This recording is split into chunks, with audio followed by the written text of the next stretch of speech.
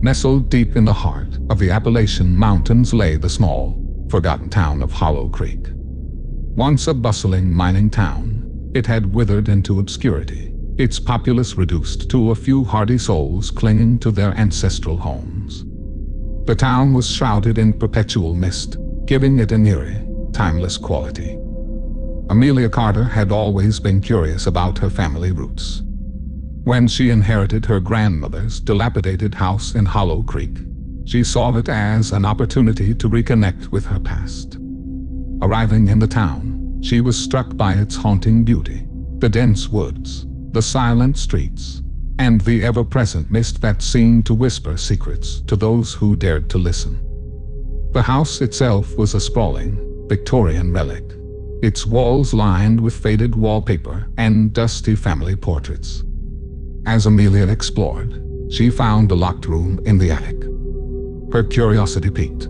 She searched the house for the key. Eventually, she discovered it hidden behind the loose brick in the fireplace. Inside the attic room, she found a trove of her grandmother's belongings, including a weathered journal. The journal chronicled the town's history and her grandmother's descent into madness.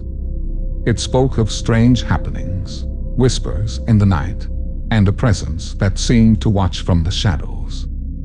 Amelia dismissed it as the ramblings of an old woman until the whispers began. At first, they were barely audible, like the rustling of leaves. But each night, they grew louder, more insistent.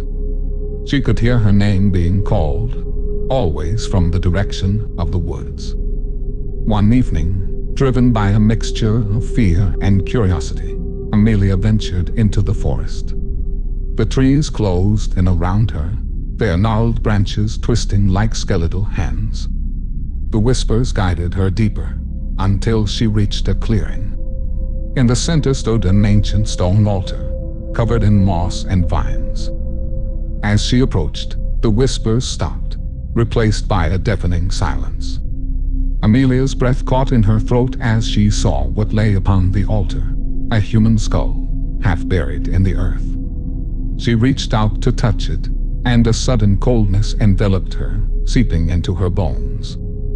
That night, she dreamt of Hollow Creek's past. She saw the townsfolk, their eyes hollow and lifeless, performing strange rituals under the cover of darkness. She saw her grandmother, young and terrified, bound to the altar as the townsfolk chanted in a language Amelia couldn't understand. She awoke with a start, drenched in sweat. The whispers had returned, louder and more urgent.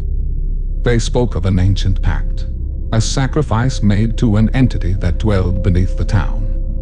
Her grandmother had tried to break the cycle, to free the town from its curse, but had failed. Determined to end the madness, Amelia returned to the clearing. As she approached the altar, the ground trembled, and the whispers rose to a cacophony. She placed her hand on the skull, and a blinding light enveloped her. When she awoke, the sun was rising, and the mist was lifting. The whispers were gone, and the town felt different. Hollow Creek was no longer shrouded in darkness. The curse had been broken. Amelia left Hollow Creek that day, but the memories lingered. She knew the horrors she had faced would never truly leave her. The whispers of Hollow Creek had been silenced, but the madness had left its mark on her soul. And in the quiet moments, when the world was still, she could still hear the faintest echo of those ancient, malevolent voices.